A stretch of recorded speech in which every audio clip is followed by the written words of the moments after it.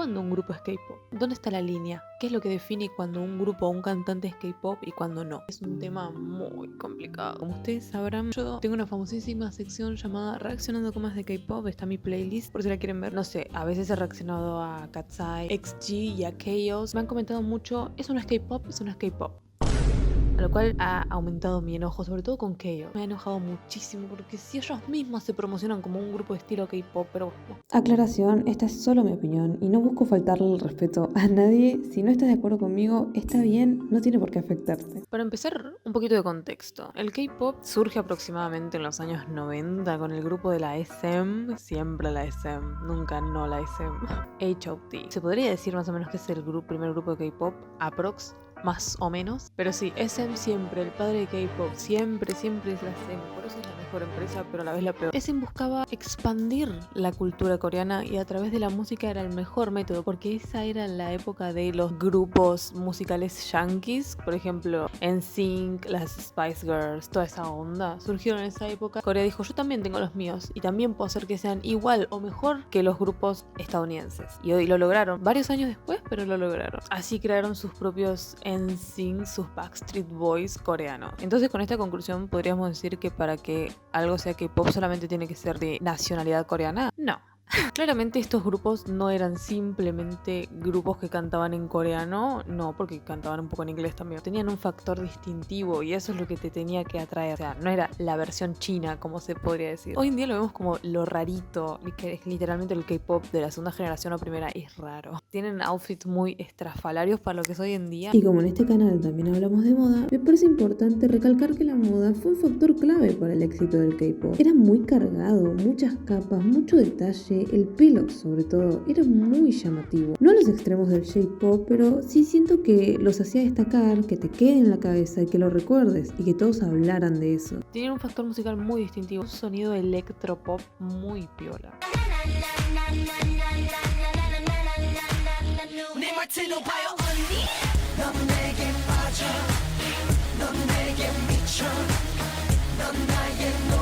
Ahora, yo aunque odio a esta persona, yo creo que su opinión es la más acertada. El productor de Blackpink, Teddy. Go to the hell. Ay, cómo odio a ese hombre. Pero es que tiene un buen... He's got a point. Básicamente lo que te distingue son los años de práctica. Es el sistema de entrenamiento de rookies y trainees. Si bien en los grupos estadounidenses practican mucho, se especializan mucho en áreas como baile y canto, en Corea lo llevan a otro nivel. Es que los países asiáticos tienen esa cosa de autoexigencia y disciplina que es un factor muy distintivo que da sus frutos. O sea, no lo quiero desprestigiar, pero digamos, cantan y bailan y se preparan diariamente para eso. En el sistema de rookies y de entrenamiento de coreano, Dios mío, tienen clases de presencia escénica, rap, cómo hacer visuales, cómo tomarse selfies. Han tenido clases de educación sexual incluso. Tienen pruebas semanales todo el tiempo en las que son evaluados. Esas son algunas de las clases que han dicho idols que han tenido bajo el sistema de entrenamiento de rookies. Buscan ofrecer excelencia. O bueno, eso era por lo menos antes. Ahora está un poquito en decadencia. Es que ya está muy norteamericanizado. Aparte de las producciones audiovisuales, van a otro nivel.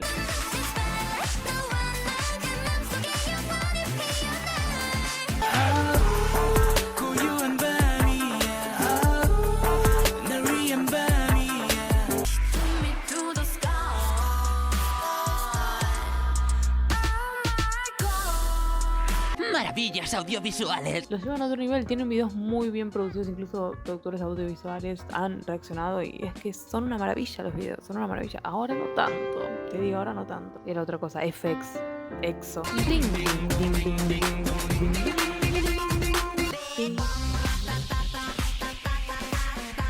Yo no estaba en el K-pop en esa era, pero extraño. Incluso algo que tienen los grupos de K-pop son las competencias en programas musicales. Para los que no saben, en Corea hay todo un sistema, hay shows musicales en los que los grupos compiten, ponele BTS contra Blackpink, y compiten para ver quién se lleva el premio de esa semana o de ese día. Nunca sé bien si es del día o de la semana. Compiten por premios. Hay grupos que tienen más de 200 wins. O sea, realmente evolucionaron el concepto de los coreanos a otro nivel. Y a través de esas competencias es como los grupos se promocionan ante el público.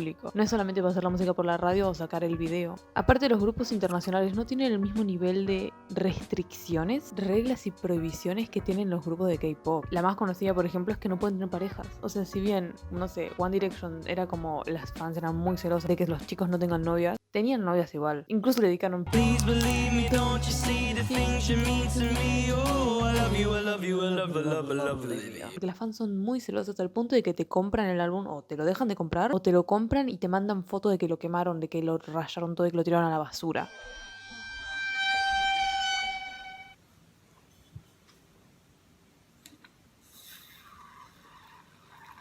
Amenazas de muerte te pueden llegar si se vas a salir con un idol. O sea, esas son las hacen. Un caso memorable es el de Hyuna y Dawn, quienes eran idols dentro de la misma empresa que salían en secreto. Hasta que esto salió a la luz, recibieron mucho hate, al punto de que la empresa los echó. Pero ellos decidieron celebrar su amor. Igual hoy en día ya no están juntos. Esto es un tema sensible, ¿ok? Las interacciones con idols de otros grupos, o sea, idols femeninas con idols masculinas, están básicamente prohibidas. Todo se puede malinterpretar. Te puedes perder altas colaboraciones en ese punto. Pero bueno, hay muchos idols que rompen con eso, gracias a Dios. Esto no era tan así en las primeras generaciones del K-pop. Antes teníamos muchas más interacciones de este estilo y era increíble. Aunque quizás lo estoy exagerando porque hay muchos artistas que hoy en día sacan colaboraciones y son bien aceptadas. Pero yo siento que esto se da más entre solistas. Cuando es un grupo creo que cambia mucho. Un caso es el de Enhypen, quienes sacaron una coreografía con bailarinas femeninas y recibieron tanto hate y rechazo del público coreano que con el tiempo tuvieron que sacarlas de la coreografía. O incluso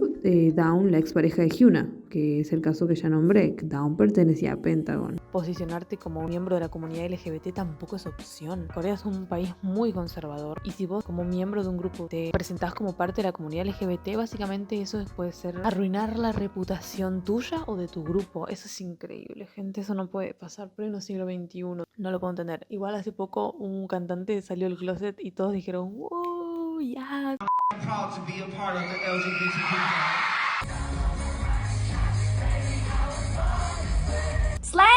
Poco a poco está cambiando eso, pero es muy difícil que cambie tan rápido. Hay muchos casos, idols femeninas que han dicho soy feminista o no han usado corpiño.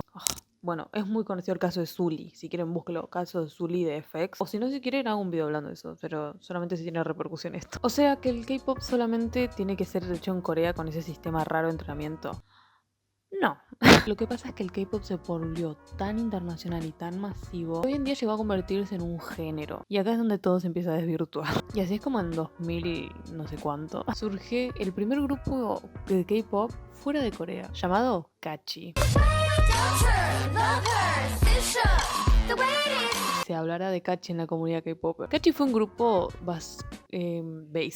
establecido en Inglaterra, que fue muy problemático. Catchy fue el primer impacto, el primer intento, y eso causó un shock en la comunidad K-popper, y ese shock no fue muy positivo. Fue un grupo que tuvo muy poca trayectoria debido al hate masivo que recibió ese grupo. En principio porque generaban confusión, surgían estas preguntas de ¿pero es K-pop? Si ni siquiera está en Corea, no entrenan, ¿hablan en coreano? Todas estas preguntas empezaron a surgir y era muy confuso, y ante esa confusión generaron rechazo. Por otro lado, no promocionaban en Corea, que como dije es una parte fundamental del K-pop. Empezaron como a intentar promocionarse un poquitito en Inglaterra, pero no llegó a mucho eso. Aunque tenían letras en coreano y en inglés, eso era muy innovador para esa época, pero sí eran muy hateados. O sea, los K-popers acá entre nos le queríamos ver el pelo al huevo, queríamos decir pronuncias mal. Yo no sé si pronunciaban bien o mal, yo no hablo coreano, pero sí tenían una miembro coreana, una sola, y eso ya generaba también rareza, como ¿cómo hacer un grupo de K-pop con una sola miembro coreana? No tiene sentido. Después había una española, una venezolana, o sea, era como ¿qué? También los videos no estaban muy bien producidos, o sea, estaban producidos para un nivel medio bajo.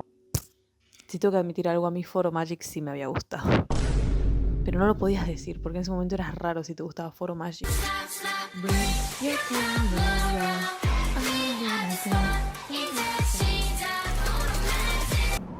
Perdón. Hoy en día que no tengan tantos miembros coreanos no es un problema porque hay varios grupos de K-pop que son minoría los miembros coreanos, por ejemplo en Idol ahora, o Black Swan, que es un grupo que directamente no tiene miembros coreanos. Hoy en día la población coreana, la tasa de natalidad está muy baja, llegando al punto de que básicamente los coreanos se están extinguiendo. Eso igual en todo el mundo. Es inevitable que lleguen miembros de otros países como Tailandia, Australia, China, al punto de que ya directamente no pueden sacar tantos grupos de K-pop, entonces sacan grupos internacionales. Vale, y acá empieza el debate. Porque entonces, ¿los grupos internacionales que sacan las empresas de K-pop son K-pop?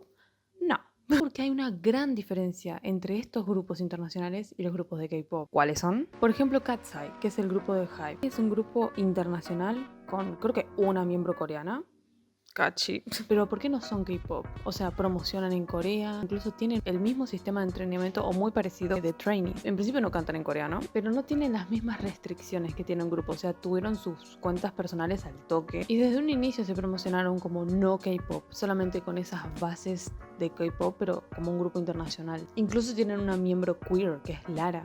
Eso en el K-pop está medio que prohibido. Bueno, en el medio fui a comer. Ups, sí, para ustedes no pasó nada de tiempo, para mí pasaron horas. Como dije, no depende únicamente de que la empresa sea dentro de Corea. También hay empresas no coreanas que hacen grupos de K-pop. Este es el caso de Everglow, que su empresa es china y es un grupo de K-pop. Tiene miembros coreanas y no coreanas, promociona dentro de Corea, canta en inglés y en coreano. Se manejan bajo sus mismos códigos, sus mismas reglas. Este video fue grabado antes de las controversias de Everglow. XG, por ejemplo, es muy confundido, no es K-pop, es una empresa japonesa formada bajo un sistema de entrenamiento de rookies también. Cantan en inglés, pero promocionan en Corea. Eso genera mucha confusión. Digamos, Atarashi Gakko no es un grupo internacional, es un grupo de J-pop japonés y ya está. Ahora, vamos al elefante dentro de la habitación, ¿no? Chaos. Chaos.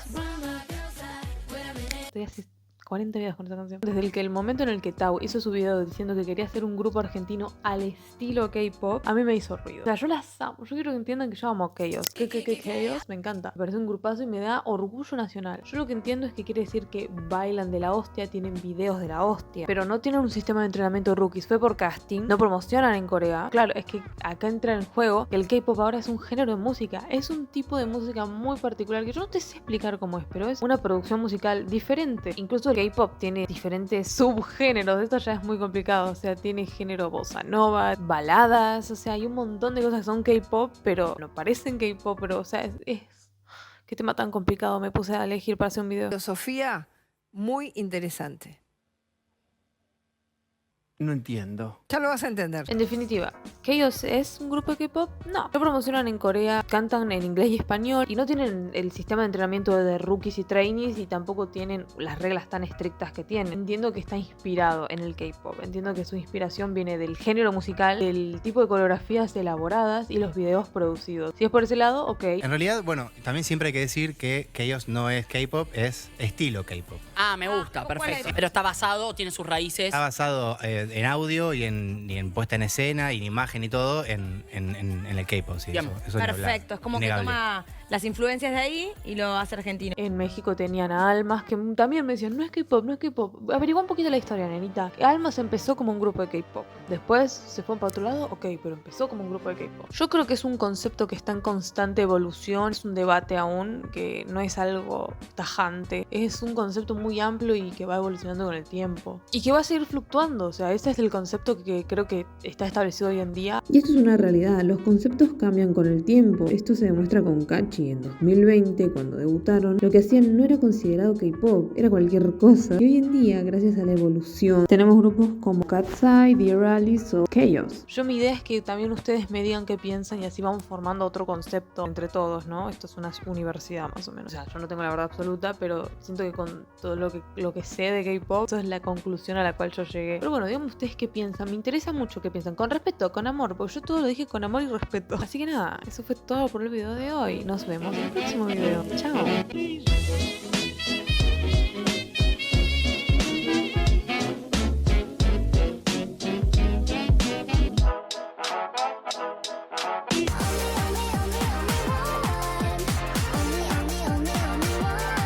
Ay, un minuto de silencio por bicha, por Dios.